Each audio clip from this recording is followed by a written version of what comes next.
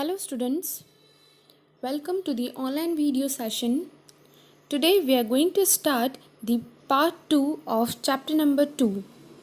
In part 1 we had covered the emergence of new kingdoms, the warfare for wealth and in detail about the Rashtrakuta Pala and Gurjara Pratihara. Now here we are going to start the closure of Cholas. So first we will discuss from where the Cholas emerged. This is the southern map of India. You can see the shaded part. That was the area ruled by the Cholas. I have underlined Tanjore and Kanchipuram, so these are the two flourishing places in the Chola kingdom. Students, this type of map is very important as you may be asked to locate the places during the examination. Now just look the administration of Chola Empire.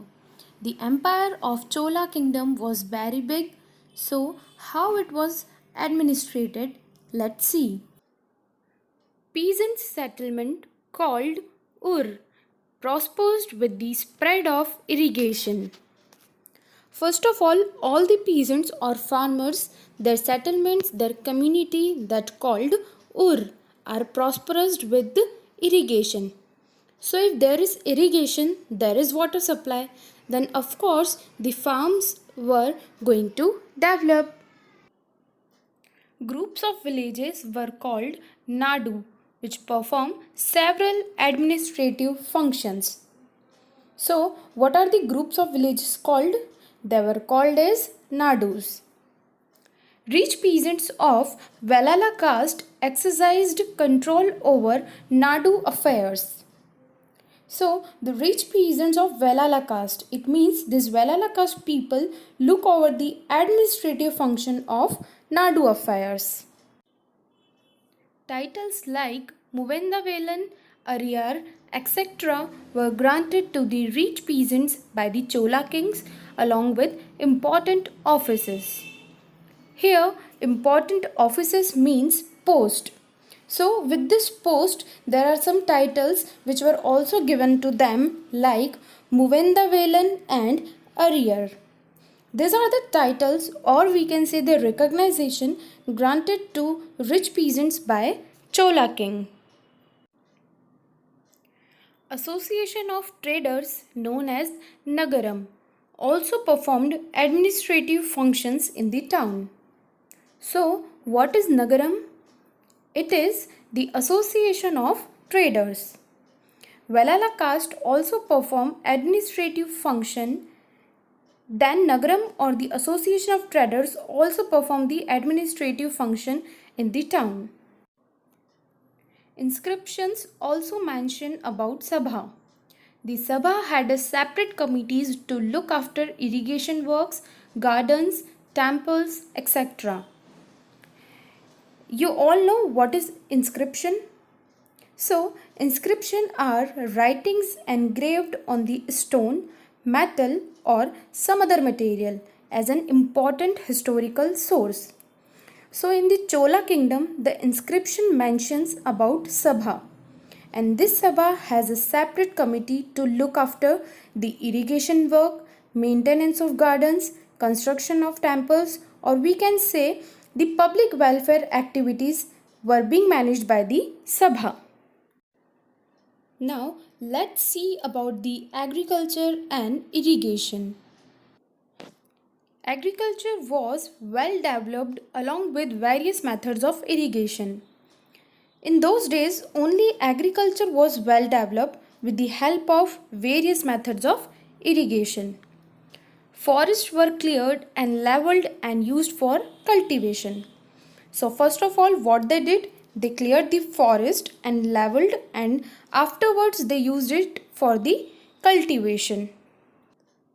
Embankments were built in the delta region to prevent floods, and canals carried water to the fields. Now, what is embankment? So, embankment is a wall of stone or a wall made up of earth that is to build to stop a river from flooding. So river को flooding होने से बचाने के लिए either stone wall और अगर stone नहीं मिलता है तो wall made up of mud ये बनाई जाती है और इसे कहते हैं embankment. These embankments were built in the delta region. Delta where the three rivers join the sea or ocean. In these areas, these embankments were built in order to prevent the flooding. Wells and tanks were dug to collect water.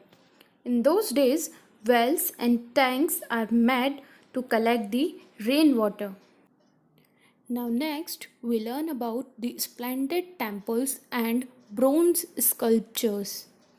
Here sculpture means images or we can say murtiyan.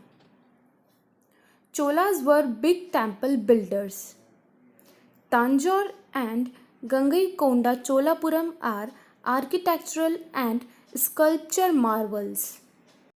It means all the Chola kings were interested in constructing and maintaining of the temple. And this too, the Tanjore and Gangaikonda Cholapuram are the best example of architectural and sculptural beauty. Chola temples became a center of settlements. So, earlier it was seen that all the settlements were started where river flourished. All the civilization of the world, it may be the Harappan civilization, it flourished on the banks of the river.